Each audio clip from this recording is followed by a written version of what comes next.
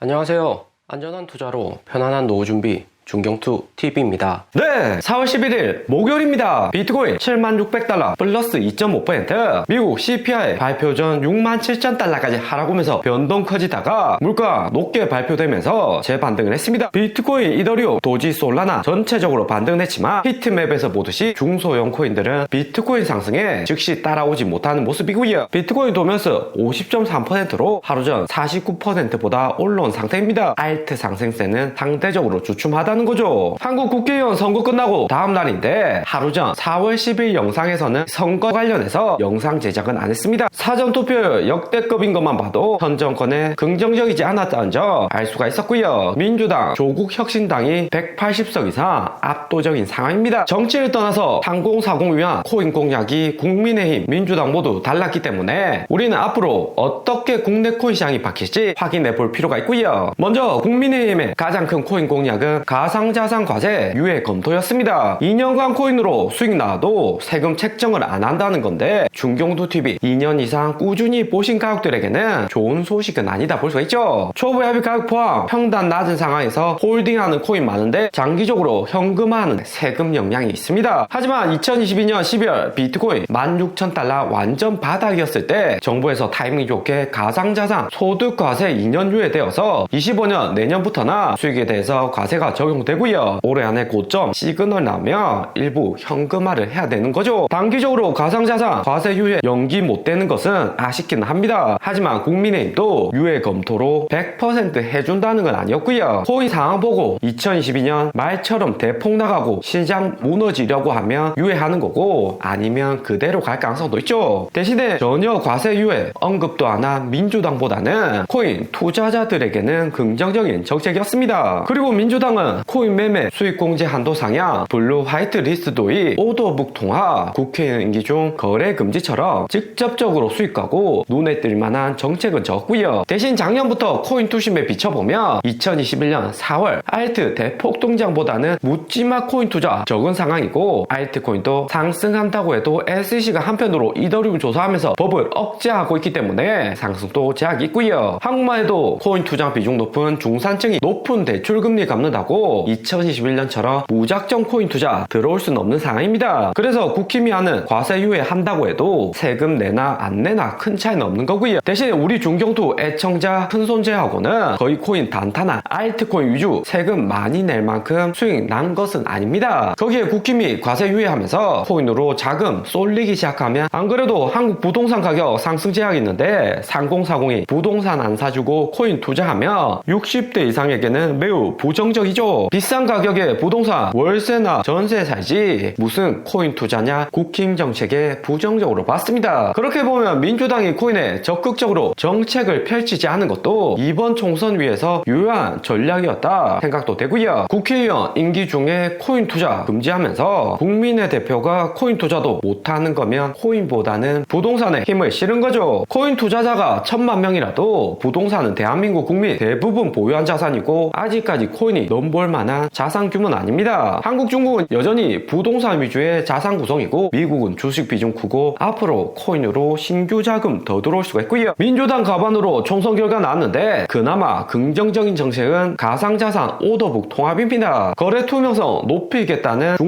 중소거래소들에게는 희소식으로 작용을 하고요. 업비트나 빗썸처럼 큰 거래소와 오더북 공유해서 부족한 유동성을 공급하면서 새로운 경영 정책도 세울 수가 있습니다. 국힘이나 민주당 공통적으로 비트코인 현물 ETF 발행이나 상장 허용 검토인데 이것은 당연히 해줘야 되는 거죠. 이걸 공약으로 삼는 자체가 글로벌 시장에 투자하는 우리에게는 의문이 들고요. 코인 투자는 글로벌 추세고 미국의 ETF 승인 사례도 있으니까 되는 것은 시간 문제다 볼 수 있습니다. 대신 관건은 블랙락 현물 ETF 먼저 될지 아니면 빗썸, 업비트에서 빠르게 국내 증권사하고 연결해서 타이거 비트코인 현물 ETF 출시할지이고요. 이더리움도 결국 ETF 승인은 되겠지만 SEC도 최대한 법을 줄이고 도지코인, 시바이누, 민코인들 폭등 안 하게 조절하면서 건전한 코인 시장을 만들고 있습니다. 두 번째가 법인의 가상자산 투자 단계적 허용인데 국내 알트코인에게도 단계적으로 법인 자금이 들어갈 수 있습니다. 법인하고 개인들 자금의 차이는 세금에서부터 차이가 있고요. 개인보다 적게 세금 내고 가용 자금도 훨씬 많습니다. 국내 알트 시장에 다시 한번 법을 만들어줄 수 있는 환경이 만들어질 수가 있죠. 법인들은 주식 부동산 상가보다 수익성 높은 알트코인에 들어가서 장기적으로 국내 코인 기업들이 자리 잡는데 도움을 줄 수가 있습니다. 하지만 2000년 닷컴 버블처럼 문 닫는 코인에서도 부지기수로 늘어날 수 있고요. 밝은 면과 어두운 면이 공존하지만 2000년 닷컴 버블로 살아남은 기업이 네이버, 카카오가 되었습니다. 미국만 봐도 블랙록이 현물 ETF 출시하고 코인 수요가 엄청나다는 거 확인했는데 어느 정당이 주도하냐보다 적극적인 법 제화가 우선입니다. 한국 국회의원 중에서 김남국 전 의원이 가장 많이 코인 보유했었는데 공천도 탈락했고 민주당 국회의원 임기 내 코인 투자 못하게 막으면서 관련 코인들도 위태위태해졌습니다. 샌드박스 솔라나 엑시인피티는 미국 자본 많아서 국내 시장 영향은 상대적으로 적은 코인이고요. 대신 보라나 스테픈, 위믹스는 시가총액 작고 국내 투자자 비중도 큰 코인이기 때문에 새로운 호재 안 나온다면 이번 총선 결과에 장기적으로 타격받을 가능성이 있는 코인이죠. 대신 샌드박스 솔라나 엑시인피는 글로벌 투자자 비중 크고 애플의 비전 프로 AI 시장에 따라서 더 오를 수 있는 알트이고요. 코인 살생부에서 이후에 법인 자금 들어온다고 해도 당장에 들어온 것도 아니고 단계적인 허용이기 때문에 국내 알트 작코인들은 양도세 유예 없어져서 신규 자금 유입에 불리해진 상황입니다. 한국 거시 환경만 보면 우선은 한국은행에서 금리 내리고 부동산 시장도 안정하게 되면 그 다음으로 코인에 자금이 들어오는 수준이고요. 대신 코인은 현물 ETF 상장 이후 미국 나스닥에 직접적으로 영향받아서 한국 개인들 자금 본격적으로 들어올 때쯤이면 이미 고평가 고점일 가능성이 상당히 높습니다. 그리고 4월 10일 CPI 물가 FOMC 의사록 발표가 되었고요. 실제시 3.5%로 컨센서스 3.4% 상회하고 전달 3.2%보다 더 올랐습니다. 이렇게 되면 연준의 금리 인하 스케줄은 확실히 달라지고요. 이번 발표된 물가는 3월 데이터로 1월, 2월, 3월 여기 차트 보시면 우상향으로 올라가고 있죠. 이렇게 석 달 연속 오른다는 것은 확실한 물가 오르는 지표이기 때문에 강력하게 대응할 가능성은 높아집니다. 이러다 다음 달 4%까지 물가 올라버리면 올해 금리 인하는 말도 못 꺼낼 수가 있고요. 연준이 고금리 유진했지만 바이든 재선 있는 해기 때문에 암암리 돈 풀기도 적지 않았습니다. 미국 역대 낮은 실업률에 경기도 좋아서 물가 억제가 쉽지가 않은 상황이고요. 종합 인플레이션율 3.5% 말고도 잘 내려가던 코인플레이션율도 3.8%로 컨센서스 상회를 하고 있습니다. 연준 발등에 급한 불 떨어진 걸로 올해 있는 FOMC에서 파르장 어떻게 이야기할지가 더욱 중요해졌고요. 미국 인플레이션율 발표 이후 패드워치 6월 금리 인하 확률은 80%까지 상승했고요. 작년 말까지만 해도 1월이나 3월 금리 인하해야 된다고 했는데 이제는 6월도 아니라 예상치가 올라가고 있습니다. 4월 초부터 연준위원들이 올해 금리 2번 아니면 한 번만 인하한다고 말 바꾼 이유가 이번 인플레이션율에서 확인이 되었고요. 9월하고 11월, 12월까지 25bp만 올해 금리 내리겠다는 전망 데이터로 금리 인하 타임이 미뤄질수록 코인에게는 추가 상승 여지를 남겨두는 겁니다. 때문에 비트코인 다시 7만 달러 상승을 한 거죠. 2011년 11월 다시 한 번 더 비트코인 6만 달러 신고점 찍었을 때도 당시 코로나 오미크론 변이 바이러스로 신규 감염자 폭등을 하니까 금리 인상 타이밍 놓치고 코인 주식 가격은 상승으로 이어졌고요. 대신 너무 급하게 상승한 코인은 2020년 하락장에서도 절망적인 폭락이 있었습니다. 연준의 스케줄이 꼬이면 변동성도 그만큼 커진다는 이야기고요. 이렇게 인플레이션으로 나오게 되면 한국은 올해 안에 금리 내릴 수 있을지도 미실수가 됩니다. 1월 이창용 총재 발언은 정확하게 맞아떨어지고 있고요. 1월에 적어도 6개월 이상 금리 인하 쉽지 않다고 했는데 패드워치 전망만 봐도 7월 되어서 금리 인하할 수 있지 미주수고 5월이나 6월도 물가가 내려가줘야지 연말에 금리 인하 나올 수가 있습니다. 오늘의 영상은 여기까지입니다. 좀 더 디테일한 투자 정보가 필요하신 분들은 커뮤니티로도 자료가 공유되니까 멤버십 가입과 구독 부탁드립니다. 감사합니다.